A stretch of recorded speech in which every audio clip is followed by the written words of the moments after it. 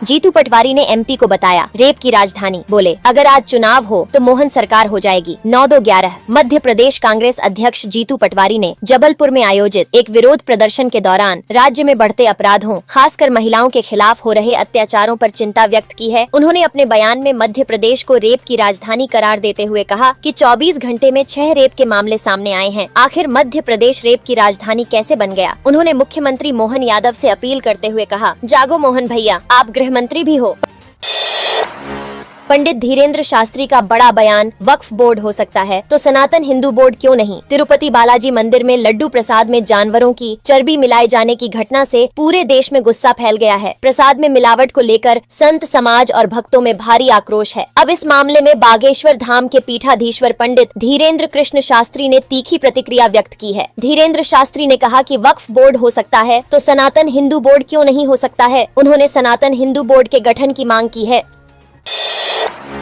सरकार ही बेपरवाह, मंत्री विधायक से नहीं छूट रहा हूटर का मोह, उड़ा रहे नियमों की धज्जियां। जी हां, देश से वीवीआईपी कल्चर खत्म करने के लिए पीएम नरेंद्र मोदी कई बार संदेश दे चुके हैं, जिसके बाद कई नियम कायदे भी बदले गए, जिससे कई मंत्रियों की गाड़ी से लाल बत्ती तो उतर गई, लेकिन सांय सांय की आवाज के साथ मंत्री विधायक और सांसदों की दौड़ती गाड़ियों के काफिले से हूटर नियम के बाद नहीं उतरे। ऐसा ही हाल मध्य प्रदेश में भी इन दिनों देखने को मिल रहा है, जहाँ वीवीआईपी अपनी गाड़ियों के पहियों के तले नियमों को रौंदते जा रहे हैं। एमपी में मंत्री और विधायकों पर वीवीआईपी कल्चर सिर चढ़कर बोल रहा है। चुनाव के दौरान आम लोगों के हाथों चुने गए हूटरबाज नेताओं को तब तक खास होने का एहसास नहीं होता। आलम यह है कि सरकार के 90% मंत्रियों, विधायक और सांसद अपनी गाड़ियों पर हूटर बाजार से खरीदकार लगवा रहे हैं। इसका खुलासा स्टेट मोटर गैराज से मिली जानकारी के बाद हुआ है।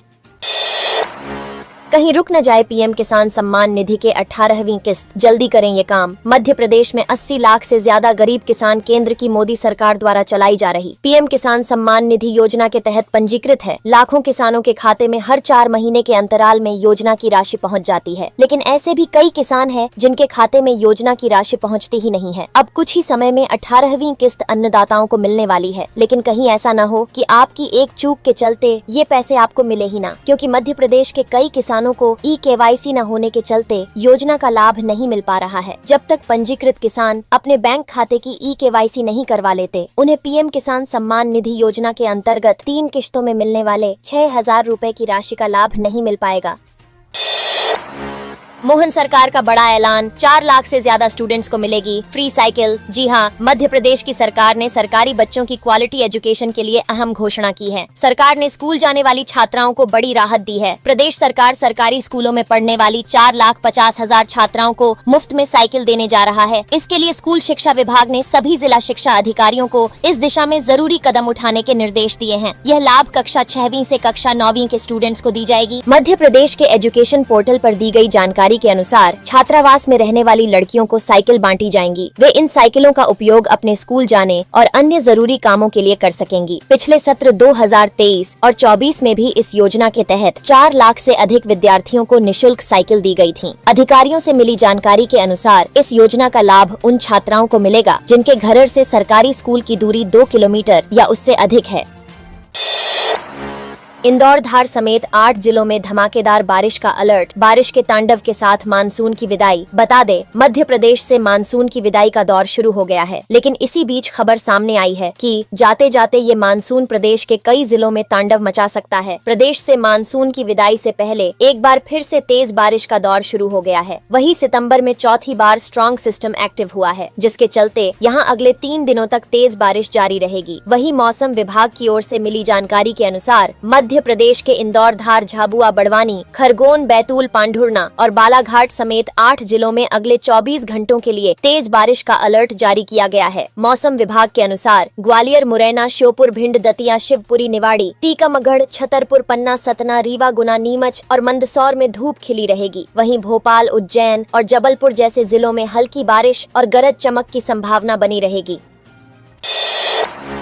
शिक्षकों को मिला दिवाली गिफ्ट, मोहन सरकार बढ़ाने जा रही टीचर्स की सैलरी। बता दे, मध्य प्रदेश में 2 लाख शिक्षकों को जल्द ही चौथे समयमान वेतनमान का लाभ मिलेगा। इसमें assistant teacher, senior grade teacher, primary teacher, secondary teacher और हेडमास्टर शामिल हो गए। शिक्षकों के वेतन में 3,000 रुपए तक की वृद्धि की जा सकती है। वर्तमान में प्रदेश के कई विभाग के कर्मचारियों को चौथे समयमान वेतनमान का लाभ मिल रहा है। सामान्य प्रशासन विभाग को स्कूल एजुकेशन डिपार्टमेंट से अनुमति मिल गई है। फाइल को वित्त विभाग की स्वीकृति के लिए भेज दिया गया है। लेकिन पूर्व मुख्यमंत्री शिवराज सिंह चौहान ने विधानसभा चुनाव से पहले घोषणा की थी कि प्रदेश की जिन कर्मचारियों की 35 साल की सेवा पूरी हो चुकी है, उन्हें चौथा वेतनमान का लाभ दिया जाएगा। कई विभागों में यह लागू भी किया जा चुका है। मध्य प्रदेश में कर्मचारियों को अभी 10, 20 और 30 वर्ष की सेवा पूर्ण करने पर प्रथम, द्वितीय और तृतीय समयमान वेतनमान देने का नियम है।